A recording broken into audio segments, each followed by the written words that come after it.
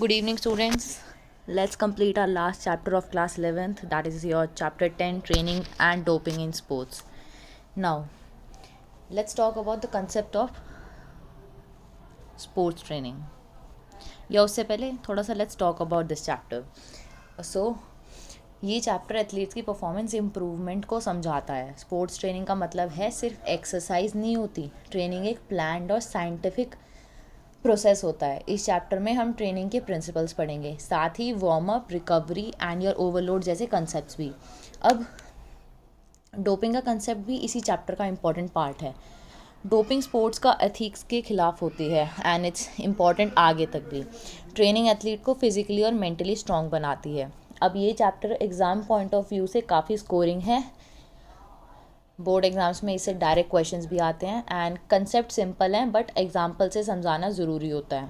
So add examples also in your exams. अब sports training performance को peak पर ले जाती है. गलत ट्रेनिंग से इंजरी का रिस्क हो जाता है, इसलिए प्रॉपर प्लानिंग बहुत इंपॉर्टेंट होती है. तो हर एथलीट के लिए ट्रेनिंग डिफरेंट होती है. अब एज, जेंडर एंड एबिलिटी को ध्यान में रखा जाता है. ट्रेनिंग लॉन्ग टर्म प्रोसेस होती है. अब इस चैप्टर से प्रैक्टिकल लाइफ लर्निंग भी मिलती है, लाइक कि अब हम स्पोर्ट्स ट्रेनिंग के बेसिक कंसेप्ट्स से पहले let's start with the basic concepts of sports training. So या स्पोर्ट्स ट्रेनिंग एक प्लान्ड और सिस्टमैटिक प्रोसेस है एज रिटन हियर. अब इसका मेन एम जो होता है वो होता है परफॉर्मेंस को इम्प्रूव कराना. अब ट्रेनिंग फिज़िकल फिटनेस को इम्प्रूव कराती है. अब साथ ही स्किल्स डेवलपमेंट भी होती है. अब रेगुलर ट्रेनिंग से स्टैमिना भी बढ़ता है, एथलीट मेंटली स्ट्रॉन्ग भी होता है, ट्रेनिंग कंपटीशन के लिए प्रिपेयर भी होता है. अब जैसे विदाउट ट्रेनिंग सक्सेस पॉसिबल नहीं होती है, तो ट्रेनिंग लॉन्ग टाइम के लिए प्लान करना ज़रूरी होता है. अब शॉर्ट टर्म और लॉन्ग टर्म गोल्स भी सेट करने होते हैं. कोच ट्रेनिंग का प्रॉपर स्ट्रक्चर बनाता है. अब ट्रेनिंग में रेस्ट और रिकवरी भी इंक्लूड होती है. अब ट्रेनिंग परफॉर्मेंस कंसिस्टेंसी डेवलप कराती है. साइंटिफिक मेथड्स का यूज़ भी किया जाता है. डाइट और न्यूट्रिशन ट्रेनिंग का पार्ट है. It's an important line. Training injury prevention में भी हेल्प कराती है. टेक्निक इम्प्रूवमेंट का बेस ट्रेनिंग होती है. अब हर स्पोर्ट्स के लिए ट्रेनिंग अलग होती है, जैसे एथलीट की कैपेसिटी के अकॉर्डिंग लोड दिया जाता है. अब ओवरऑल स्पोर्ट्स ट्रेनिंग सक्सेस का फाउंडेशन होती है. That's what's a basic concept of your training. Now, what are the principles of sports training? Overload, progression, continuity and individuality. अब स्पोर्ट्स ट्रेनिंग कुछ प्रिंसिपल्स पर बेस्ड होती है. जैसे पहला प्रिंसिपल होता है ओवरलोड प्रिंसिपल. ओवरलोड का मतलब है नॉर्मल से ज़्यादा एफर्ट देना. अब दूसरा प्रिंसिपल है प्रोग्रेशन, मतलब लोड ग्रेजुअली इंक्रीज़ होना चाहिए. तीसरा है कॉन्टिन्यूटी, मतलब ट्रेनिंग रेगुलर होनी चाहिए. अब गैप लेने से परफॉर्मेंस डाउन हो जाती है. फोर्थ प्रिंसिपल है इंडिविजुअलिटी. अब हर एथलीट सेम नहीं होता. ट्रेनिंग इंडिविजुअल नीड्स के हिसाब से होती है. एज फैक्टर बहुत इंपॉर्टेंट होता है एंड इसमें तुम्हारा जेंडर डिफरेंस को भी ध्यान में रखा जाता है. फिजिकल एबिलिटी के अकॉर्डिंग ट्रेनिंग एक इंडिविजुअल से हर इंडिविजुअल को अलग अलग दी जाती है. अब अगर हम मेंटल लेवल में बात करें तो वो भी मैटर करता है. अब गलत प्रिंसिपल फॉलो करने से इंजरी हो सकती है. अब राइट प्रिंसिपल से परफॉर्मेंस इंप्रूव भी हो सकती है. सो ये प्रिंसिपल्स ट्रेनिंग के मतलब पार्ट को बहुत इफ़ेक्टिव बनाते हैं. एग्ज़ाम में इनकी डेफिनेशंस बहुत इंपॉर्टेंट होती हैं, सो याद रखना एंड ये प्रिंसिपल्स भी याद रखना. These are the scoring numbers of this chapter. Next है अगर और ये और स्कोरिंग हो सकता है अगर तुम एग्जाम्पल्स के साथ आंसर लिखो तो. Next we talk about is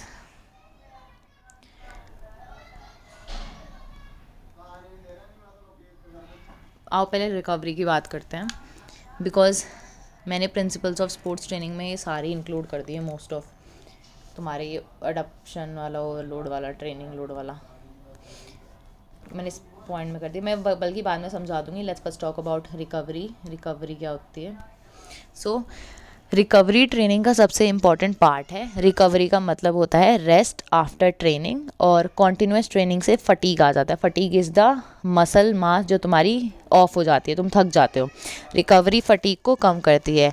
proper recovery injury से बचाती है। एंड स्लीप रिकवरी का मेजर पार्ट होता है। अब एथलीट को प्रॉपर स्लीप लेनी चाहिए। न्यूट्रिशन भी रिकवरी में हेल्प करता है। Your micro macro nutrients, balance diet muscles को रिपेयर करती है। रेस्ट से बॉडी एनर्जी रीगेन करती है। मेंटल रिकवरी भी ज़रूरी होती है। स्ट्रेस कम होता है रिकवरी से। ओवर ट्रेनिंग से बचने के लिए रिकवरी चाहिए। अब रिकवरी परफॉर्मेंस को मेंटेन करती है। एंड ऑल्सो ट्रेनिंग और रिकवरी का बैलेंस होना भी ज़रूरी है। रिकवरी बिना ट्रेनिंग इनकम्प्लीट होती है। एथलीट्स की लाइफ स्पैन बढ़ाती है if it's a good recovered person. Long term success के लिए रिकवरी बहुत इसेंशियल है। एज एग्ज़ाम में रिकवरी के बेनिफिट्स पूछे जाते हैं, तो इसलिए रिकवरी को इग्नोर मत करना। रिकवरी का मोस्ट ऑफ द क्वेश्चंस आता है कि किस फॉर्म्स में तुम करते हो। I uploaded a shorts as well for the warm up. So what is warm up? Warm up होता है वो एक्टिविटी जो तुम कुछ भी इवेंट या प्रैक्टिस को स्टार्ट करने से पहले करते हो। It's the start part. Start तुम्हारा सब कुछ फिजिकल इससे ही शुरू होता है। अब वार्म अप एक्सरसाइज से पहले की जाती है। ये बॉडी की एक्टिविटी के लिए प्रिपेयर करने का एक फ़ेज़ होता है। वार्म अप से बॉडी टेम्परेचर इंक्रीज़ होता है, मसल फ्लेक्सिबल हो जाती हैं एंड तुम्हारा इंजरी का रिस्क कम हो जाता है बिकॉज तुम्हारी ओपन अप हो जाती है मसल्स। ब्लड सर्कुलेशन इंप्रूव होता है। अब मसल्स ओपन हो गए तो ब्लड सर्कुलेशन इसलिए इंप्रूव हो जाता है। जॉइंट मोबिलिटी बढ़ती है। परफॉर्मेंस बेटर होती है बिकॉज तुम वार्म अप कर चुके हो, तो तुम्हारी इन प्रोसेस जो तुम अपनी स्ट्रेच वगैरह करोगे या फिर जो भी परफॉर्म करने जाओगे वो ऑलरेडी इन यूज़ में हो गई। सडन नहीं जा रहे तुम खेलने। सडन एक्टिविटी से बॉडी शॉक नहीं लगता। जो मैंने बोला, रनिंग से पहले वार्म अप ज़रूरी है, चाहे गेम से पहले भी वार्म अप कंपलसरी होता है। वार्म अप डायनेमिक मूवमेंट से होता है। स्ट्रेचिंग का रोल बहुत इंपॉर्टेंट है वार्म अप में, सारी मसल्स को स्ट्रेच अप करने के लिए। जितना तुम्हारा रेंज जाएगा, एजिलिटी। एथलीट्स मेंटली भी रेडी होते हैं कि they are going to perform. Fatigue का चांस कम होता है बिकॉज तुम ऑलरेडी वार्म अप कर चुके हो, तुम्हारी बॉडी इन अ कंटिन्यू आ चुकी है। प्रोफेशनल एथलीट्स वार्म अप को सीरियस लेते हैं, सो टू ग्राउंड लेवल्स वालों को भी लेना चाहिए। बिगनर्स के लिए भी वार्म अप ज़रूरी है। वार्म अप परफॉर्मेंस इन्हांस कराने के लिए ही बना है। ट्रेनिंग का फर्स्ट स्टेप ही वार्म अप होता है, इसलिए वार्म अप कभी स्किप नहीं करना चाहिए। तुम थ्योरी में भी स्किप मत करना एंड प्रैक्टिकल में भी स्किप मत करना, मतलब लिखोगे या करने के टाइम। सो 2 टाइप्स के तुम्हारे जो वार्म अप होता है वो 2 टाइप्स का होता है, मतलब there are types of warm up. अब लेट्स फर्स्ट क्या 2 टाइप का वार्म अप है तुम्हारा, general and specific. So warm up के 2 मेन टाइप्स हैं। पहला होता है जनरल वार्म अप, जिसमें जॉगिंग और लाइट एक्सरसाइज होती हैं। ये ओवरऑल बॉडी को प्रिपेयर करता है, इट इज़ अ स्टार्ट। दूसरा होता है तुम्हारा specific warming up. Specific warming up में तुम्हारा स्पोर्ट्स रिलेटेड होता है, मतलब जैसे फुटबॉल के लिए लेग ड्रिल्स, टचेस, ये सब। बास्केटबॉल के लिए जंपिंग एक्सरसाइज। अब स्पेसिफिक वार्म अप मसल्स को एक्टिवेट कराता है, जो तुम्हारी सबसे ज़्यादा इन यूज़ होती हैं। परफॉर्मेंस लेवल इंप्रूव होती है एंड तुम इंजरी प्रिवेंशन में तुम्हारा मतलब बहुत हेल्प मिलता है। एथलीट कॉन्फिडेंट फील करता है। एंड जनरल वार्म अप सबके लिए कॉमन होता है। Specific warm up sports specific होता है। सो आई एम टॉकिंग अबाउट, ये जनरल है, नाम से ही पता चल रहा है ऑल, बट ये स्पोर्ट्स के बेसिस पर है। ओके। कंपटीशन से पहले दोनों ही बहुत इंपॉर्टेंट होते हैं। वार्म अप का ड्यूरेशन शॉर्ट होता है, ज़्यादा हैवी वार्म अप नहीं करना चाहिए। प्रॉपर वार्म अप से एफिशिएंसी तुम्हारी बढ़ती है एंड कोचेज़ ही वार्म अप को प्लान करते हैं। ये ट्रेनिंग का basic rule and basic start off होता है। Next we talk about is limbering down. अब लंबरिंग डाउन एक्टिविटी के बाद होती है, मतलब कोई भी तुम लंबरिंग डाउन को हम बोल सकते हैं इट्स योर कूल डाउन, जो हम बेसिक वर्डिंग्स में बोलते हैं। सो इसे कूल डाउन भी कहते हैं एंड ये बॉडी को नॉर्मल स्टेट में लाता है, मतलब जो मसल खींची हुई हैं, एक्टिव है, उनको शांत करता है। हार्ट रेट ग्रेजुअली तुम्हारा नॉर्मल होता है। सडन स्टॉप से डिजीनेस हो सकती है, तो इसलिए मत करना, एकदम सडन मत रुक जाना, मूवमेंट में ही करते रहना। लिमरिंग डाउन से लैक्टिक एसिड कम होता है। लैक्टिक एसिड इज योर जो तुम्हारा स्वेट से प्रोड्यूस होता है। मसल तुम्हारी रिलैक्स होती हैं, स्टिफनेस कम होती है बॉडी में। स्ट्रेचिंग का यूज़ होता है, अपने लिमरिंग डाउन में तुम स्ट्रेचिंग का यूज़ करते हो। रिकवरी फास्ट होती है। इंजरी का रिस्क भी कम होता है बिकॉज अगर तुम एक्टिव मसल को बिना कूल डाउन के छोड़ दोगे वो खिंच जाएगी, किसी ना किसी मूवमेंट से खिंच जाएगी, बिकॉज वो ऑलरेडी पेन में है, तुम उससे रिलैक्स नहीं कर रहे हो। एथलीट बहुत कंफर्टेबल फील करता है। एंड ट्रेनिंग के बाद लंबरिंग डाउन बहुत ज़रूरी होता है। लाइट जॉगिंग उस यूज़ की जाती है। डीप ब्रीदिंग भी हेल्पफुल होती है। प्रोफेशनल स्पोर्ट्स में तो बहुत कंपलसरी होता है। परफॉर्मेंस कंसिस्टेंस मेंटेन करने के लिए भी इंपॉर्टेंट है। अब नेक्स्ट सेशन के लिए तुम्हारी बॉडी रेडी होती है अगर तुम उसको शांत कर लेते हो। एग्ज़ाम में तुम्हारी इसकी डेफिनेशन पूछी जाती है तो वो बहुत याद करना। एंड लंबरिंग डाउन ट्रेनिंग का लास्ट स्टेप होता है, ये याद रखना। Okay, now let's talk about the concept. अब हम इसमें तुम्हारा सबसे पहले ट्रेनिंग लोड पढ़ लेते हैं। या ट्रेनिंग लोड का मतलब होता है तुम्हारा टोटल वर्क डन। अब लोड में इंटेंसिटी, ड्यूरेशन और फ्रीक्वेंसी होती है। ज़्यादा लोड से इंजरी का रिस्क होता है, कम लोड से तुम्हारी इम्प्रूवमेंट नहीं होती है। अब बैलेंस बहुत ज़रूरी होता है लोड देने में। लोड एथलीट की कैपेसिटी के हिसाब से दिया जाता है। एज और फिटनेस लेवल इसमें इम्पॉर्टेंट होता है। कोच लोड प्लान करता है तुम्हारा कि किस बंदे को कितना देना है उसकी कैपेसिटी के अनुसार, एंड स्पोर्ट्स जितना मांग रहा है। ग्रेजुअली लोड बेस्ट रिजल्ट्स देता है। सडन लोड तुम्हारा डेंजरस हो सकता है। एंड ट्रेनिंग लोड साइंटिफिक होना चाहिए, उस हिसाब से ही प्लान होना चाहिए। मॉनिटरिंग बहुत इंपॉर्टेंट होती है तुम्हारी लोड देखने की। अगर तुमने दिया है तो वो उसको हैंडल कर पा रहा है या नहीं कर पा रहा है एथलीट। रिकवरी के साथ लोड देना चाहिए। एंड परफॉर्मेंस पीक पे आती है अगर तुम लोड दे के चलते हो। ओवरलोड और अंडरलोड अवॉइड करना चाहिए, बिल्कुल मीडियम में अपने हिसाब से रहना चाहिए। ट्रेनिंग डायरी मेंटेन की जाती है कोचेस के थ्रू। अपने मतलब एथलीट का, अपने बच्चे का परफॉर्मेंस याद रखते हैं कि अभी इतना था, अब इतना हुआ, अब इतना हो सकता है। एंड कंपटीशन सेशन में लोड एडजस्ट किया जा सकता है, मतलब वो कॉम्पिटिशन के आगे पीछे तुम एडजस्ट कर सकते हो, लोड तुम्हारा कोच करता है। ट्रेनिंग लोड प्लानिंग सक्सेस हमेशा लाती है। एग्ज़ाम में तुम्हारे से ये डेफिनेशनल फैक्टर्स लिखने के लिए बोलता है, तो ये कंसेप्ट ट्रेनिंग का बेस है, ये याद रखना। Next we talk about is overload. Overload principle improvement के लिए ज़रूरी है। अब ओवरलोड का मतलब नॉर्मल से ज़्यादा ट्रेनिंग होता है, मतलब अपनी बॉडी को कंफर्ट जोन से थोड़ा ज़्यादा देना। अब बॉडी को चैलेंज मिलता है, इससे स्ट्रेंथ और स्टैमिना बढ़ता है। अब तुम्हारा ओवरलोड ग्रेजुअली होना चाहिए, सडन नहीं होना चाहिए, वरना उससे इंजरी के रिस्क बढ़ते हैं, जैसा मैंने पिछले स्लाइड में बताया। ओवरलोड से प्रोग्रेसिव ओवरलोड तुम्हारा बेस्ट होता है एंड मसल अडॉप्ट करने लग जाती है, जिसकी वजह से तुम्हारी परफॉर्मेंस इम्प्रूव होती जाती है। अब ओवरलोड बिना रिकवरी के देना डेंजरस होता है, बिकॉज थकी चीज़ पे ऑलरेडी तुम और लोड दे के कर रहे हो और फिर तुम सडन और एक्टिविटी लोड दोगे तो बहुत गंदा तुम्हारा फटीग हो जाएगा and you will very exhausted feel. Over training भी अवॉइड करनी चाहिए।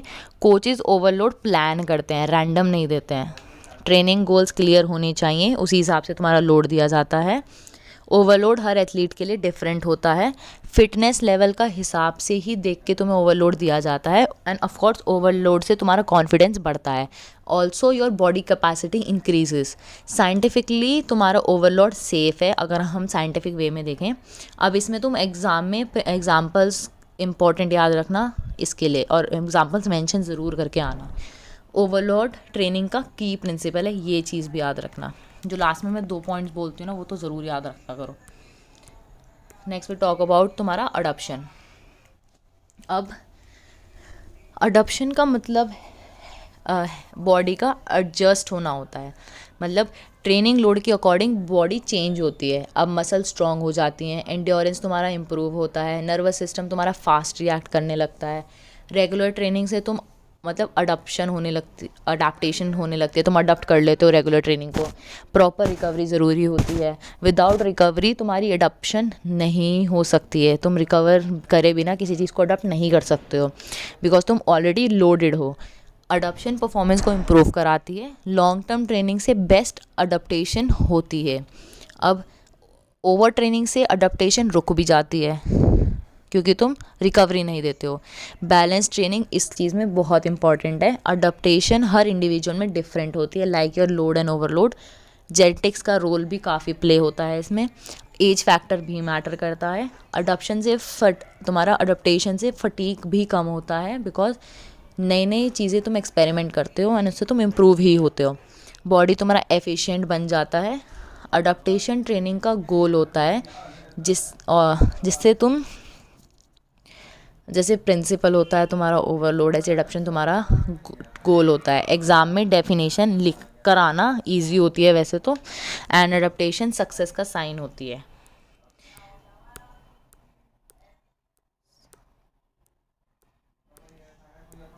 सो okay, now we have 3 slides left for the doping. बहुत इंपॉर्टेंट चैप्टर है ये doping. Okay, now let's talk about your concept of skill, technique, tactics and strategies. ऊपर तुम पढ़ पा रहे होगे मतलब क्या है इन सब चीज़ का। Skill is the motor execution of a sports move. Tactics तुम्हारी है the right choice of the right skill for the specific game situation. Strategy है तुम्हारी the previous approach that should be made based on our technical and tactical resources. Short terms में मैंने लिखा हुआ है कि इन चारों का मतलब क्या होता है। Now let's briefly talk about them. तुम, स्किल का मतलब होता है किसी काम को एफिशिएंटली परफॉर्म करना। जैसे फुटबॉल में ड्रिबलिंग, पासिंग एक स्किल होती है। स्किल प्रैक्टिस से डेवलप होती है, एकदम नहीं आ जाती। टेक्निक का मतलब होता है स्किल को सही तरीके से परफॉर्म करना, जैसे शूटिंग का करेक्ट पोस्चर और मूवमेंट। टेक्निक इम्प्रूव होने से परफॉर्मेंस स्मूथ हो जाती है। टैक्टिक्स तुम्हारा शॉर्ट टर्म प्लानिंग होती है, जैसे मैच के दौरान सिचुएशंस के हिसाब से टैक्टिक्स चेंज होती हैं, जैसे डिफेंस स्ट्रॉन्ग करना है या काउंटर अटैक करना है। स्ट्रैटेजी तुम्हारा लॉन्ग टर्म प्लानिंग होती है, लाइक टूर्नामेंट या सीज़न के लिए स्ट्रैटेजी बनाई जाती है, जैसे स्ट्रैटेजी कोच डिसाइड करता है। स्किल बिना टेक्निक के तुम्हारी इनकम्प्लीट होती है। टेक्निक बिना टैक्टिक्स के इफ़ेक्टिव नहीं होती है। टैक्टिक्स और स्ट्रैटेजी मैच जीतने में तुम्हारा हेल्प करती हैं, बिकॉज ये माइंड ऑफ सेट होता है इंडिविजुअल और हर पूरी टीम का। हर स्पोर्ट में चार एलिमेंट्स इम्पॉर्टेंट होते हैं। टीम गेम में टैक्टिक्स और स्ट्रैटेजी का रोल सबसे ज़्यादा इम्पॉर्टेंट होता है। इंडिविजुअल गेम्स में स्किल और टेक्निक ज़्यादा मैटर करती हैं। एग्ज़ाम में इनकी डेफिनेशंस अलग अलग लिखनी होती हैं, कई बार लिखने को आ जाती हैं या तुम्हारे 2 मार्कर्स में। एग्जाम्पल दे के ही आंसर को स्ट्रॉन्ग बनाना। और इस स्लाइड में तुम्हारा बेसिकली परफॉर्मेंस इम्प्रूवमेंट का कंसेप्ट है। नाउ डोपिंग सबको पता ही होगा। We talk about drugs intake. Okay, so doping का मतलब होता है तुम्हारे बैंड सब्सटेंस का यूज़। ये सब्सटेंस परफॉर्मेंस को आर्टिफिशियली इम्प्रूव करती हैं। डोपिंग स्पोर्ट्स एथिक्स के अगेंस्ट होती हैं। डोपिंग फेयर प्ले को डिस्ट्रॉय करती हैं। इससे एथलीट को अनफेयर एडवांटेज मिलता है। डोपिंग हेल्थ के लिए डेंजरस भी होती हैं। शॉर्ट टर्म परफॉर्मेंस बढ़ सकती है, बट लॉन्ग टर्म बॉडी को बहुत सीरियस डैमेज देती है। डोपिंग ड्रग्स स्टैमिना और स्ट्रेंथ को फेक बूस्ट कराती है। अब इंटरनेशनल स्पोर्ट्स में डोपिंग बहुत स्ट्रिक्टली बैंड है। ओलंपिक्स में ज़ीरो टॉलरेंस पॉलिसी होती है, इस चीज़ को लेके बंदे बैन भी हो जाते हैं कई महीने, कई साल या for life long. Doping test regularly conduct होते हैं एंड तुम्हारा पॉजिटिव टेस्ट का मतलब है डिस्क्वालिफिकेशन सीधा, एंड तुम्हारा करियर ख़त्म भी हो सकता है। रेपुटेशन तो तुम्हारी परमानेंटली डैमेज हो ही जाती है। अब डोपिंग यंग एथलीट्स के लिए भी हार्मफुल होती है, बिकॉज वो नए नए आए होते हैं, सडनली उनको ये चीज़ पढ़ाई जाती है तो दे गो इन अ रॉन्ग डायरेक्शन। अब इसलिए अवेयरनेस बहुत ज़रूरी होती है। स्पोर्ट्स सिर्फ जीत के लिए नहीं होता, ये हमेशा याद रखो। स्पोर्ट्स डिसिप्लिन और ऑनेस्टी सिखाने के लिए होता है। अब डोपिंग स्पोर्ट्स स्पिरिट के बहुत अगेंस्ट है। एग्ज़ाम में इसका डेफिनेशन और एग्जांपल्स आते हैं। अब मैं अगर तुम्हें बताऊं, डोपिंग का मेन जो मतलब है कोई ड्रग या कोई ऐसा सब्सटेंस लेना जो तुम्हारी परफॉर्मेंस को आउटसाइड अफेक्ट से एडवांटेज देता है। दूसरे प्लेयर से तुम्हारे पास एडवांटेज होती है, but it is illegal to take drugs और do doping before your performance. अब जैसे सीमा पुनिया है, प्रवीण कुमार है, शोएब अख्तर है, तुम्हारा माइकल फिलिपिंस है, ये सब बैंड है। अब माइकल फिलिपिंस तो I guess life long banned है, आई डोंट नो, बट ये तुम्हारे कुछ प्लेयर्स हैं, तुम्हारी बैंड हैं due to taking off your ये मतलब ड्रग्स लेने की वजह से अब कुछ टाइप्स होते हैं इसकी डोपिंग के, मतलब कुछ एलिमेंट्स बोल लो, फैक्टर्स बोल लो, किस तरीके से ब्लड के थ्रू दिए जाते हैं, ब्रीथ के थ्रू दिए जाते हैं, तुम्हारा डायरेक्ट पिल के थ्रू लिया जाता है। और सम ऑफ तुम्हारे डोपिंग एलिमेंट्स जो बैंड हैं are steroids, narcotics, dopamine, blood doping, ये सब बैंड है तुम्हारे। और भी बहुत एलिमेंट्स हैं, तो ये सब ऐसे पूरा लिख कर आना। Now let's we talk about the disadvantage of doping. Doping के बहुत सारे डिसएडवांटेज होते हैं। सबसे पहला नुकसान ही होता तुम्हारा हेल्थ प्रॉब्लम में, मतलब तुम्हारे हार्ट प्रॉब्लम का रिस्क बढ़ जाता है। लिवर और किडनी हार्ट गया तो लिवर और किडनी तो डैमेज हो ही जाएगा। हार्मोनल तुम्हारा इम्बैलेंस रह जाता है। मेंटल हेल्थ पर इफेक्ट पड़ता है बिकॉज तुम नर्व सिस्टम को लोड दे रहे हो। डिप्रेशन और एनजाइटी हो सकती है। एडिक्शन का रिस्क होता है, तुम्हें आदत लगना। एथलीट का करियर तो ख़त्म हो ही जाता है बिकॉज तुम उस चीज़ के सहारे चल रहे थे, बिना उसके नहीं। कंपटीशन से तुम बैन हो जाते हो। मेडल और टाइटल अगर तुम्हें कोई मिल भी जाता है तो वो कैंसिल हो जाता है। नेशनल और इंटरनेशनल लेवल पर ये सब चीज़ें बैन हैं एंड तुम बैन हो जाओगे। रेपुटेशन तो तुम्हारी ख़राब होती ही है। टीम और कंट्री का नाम भी ख़राब होता है। तुम्हारे यंग प्लेयर्स को गलत इन्फ्लुएंस पड़ता है। लीगल एक्शन भी लिया जा सकता है and your sponsorships will also be cancelled. तुम्हारी स्पोर्ट्समैनशिप का लॉस भी, एक क्वालिटी लॉस भी होता है। फेयर कंपटीशन तो पूरा डिस्ट्रॉय हो जाता है, कोई फेयर प्ले, हेल्दी प्ले नहीं होता। इसलिए डोपिंग को स्ट्रिक्टली अवॉइड करना चाहिए। एंड एग्जाम में ये स्लाइड बहुत स्कोरिंग है, तो इसके अंदर जितना हो सके उतने पॉइंट्स लिख के आओ। जितने नशे बताओ, और आजकल की जनरेशन को तो पूछो ही मत, सभी पता है, तो लिख के आना। एंड ऑफ कोर्स पॉइंट्स लिखने से तुम्हें फुल मार्क्स मिलते हैं। And stay away from doping, fair play करना सीखो। अब कुछ इंपॉर्टेंट चीज़ें हैं जो मैं लिखूँगी डोपिंग के रिगार्डिंग ही है। पहला तो यही था कि डोपिंग मतलब तुम्हारा ड्रग्स होता है। नेक्स्ट है तुम्हारा ये जो डोप वर्ड है, I highlight with some another. पिछली स्लाइड में तो मैं बता देती हूँ, या इधर वाले में, हाँ इसमें बताती हूँ, चलो लिखो। ये जो तुम्हारा डोप वर्ड है ये ग्रीक है, ग्रीक वर्ड से आया है, ओके। एंड इसका मतलब ड्रग्स होता है। बाकी नेक्स्ट स्लाइड पे आई टेल यू। या डोप का मतलब स्टिमुलेंट या ड्रग होता है, दोनों हो गया। अब सबसे पहली बार जो डोपिंग हुई थी, सबसे पहली बार डोपिंग तुम्हारी 1904 ओलंपिक में हुई थी, मतलब रिपोर्ट हुई थी। सेंट लुइस ओलंपिक्स में, जो सेंट लुइस में हुए थे, उस तब से एथलीट्स ने ड्रग यूज़ करना स्टार्ट कर दिया था। सेंट लुइस से कुछ पॉइंटर्स बता रही हूँ, याद रखना, लिख के आने हैं। ऑफिशियल बैन तुम्हारा 1968 ओलंपिक से लग गया था। ऑफिशियल मतलब कि प्लेयर को ऑफिशियली बैन करा जाएगा। एंड ओलंपिक्स में तुम्हारी जो ड्रग टेस्टिंग स्टार्ट हुई थी वो 1968 में स्टार्ट हुई थी टेस्टिंग, ठीक। एंड और जो चीज़ है इसमें वो है वाडा और नाडा। वाडा is your world anti doping agency. It is your वाडा। वाडा तुम्हारी 1999 में फॉर्म हुई थी।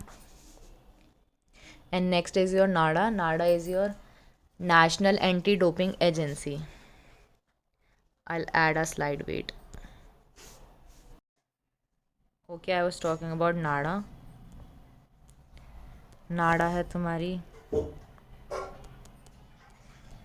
National anti doping agency. ये तुम्हारी नाडा मतलब तुम्हारा ज़्यादातर तुम्हारे नेशनल लेवल पे होता है। And Nada was formed in 2005 अगर मैं एग्जैक्ट बताऊँ तो 24 नवंबर 2005। एंड नाडा तुम्हारा इंडिया में काम करता है। एंड डोपिंग टेस्ट जो तुम्हारा होता है, ये जो होता है, ये तुम्हारे यूरिन और ब्लड सैंपल से होता है। एंड तुम्हारे बैंड सब्सटेंस की लिस्ट हर साल अपडेट होती है। एंड जो सबसे मोस्ट कॉमन तुम्हारा जो ड्रग यूज़ होता है वो तुम्हारा स्टीरॉयड होता है। और स्टिमुलेंट्स भी डोपिंग में यूज़ होते हैं, इसका काइंड ऑफ तुम्हारे एंड्योरेंस वगैरह को डिले कराने के लिए। एथलीट्स को अवेयरनेस प्रोग्राम दिए जाते हैं। एंड डोपिंग से तुम लाइफ टाइम भी बैन हो सकते हो। और इस स्पोर्ट्स का एम फेयर कंपटीशन होता है, ना कि चीट करके। और क्लीन स्पोर्ट्स ही रियल स्पोर्ट्स होता है। बाकी ये एग्ज़ाम में फैक्ट्स या डायरेक्ट एमसीक्यू या शॉर्ट आंसर्स में आ सकते हैं, तो ये 2 स्लाइड्स याद रखना। ये तो मैंने तुम्हें इंपॉर्टेंट बेसिक्स बताए हैं कि तुम्हारा वाडा कब फॉर्म हुआ था, एंड फर्स्ट डोपिंग कब हुई थी, ऑफिशियली कब हुई थी, मतलब ऑफिशियली पता कब चला था, एंड टेस्टिंग कब से शुरू हुई थी, और कौन से तुम्हारे ओलंपिक्स में ये पकड़ा गया था। एंड नाडा तुम्हारी कब फॉर्म हुई थी, इसका फुल फॉर्म क्या है। एंड स्टीरॉइड्स तुम्हारा most common of drug use है।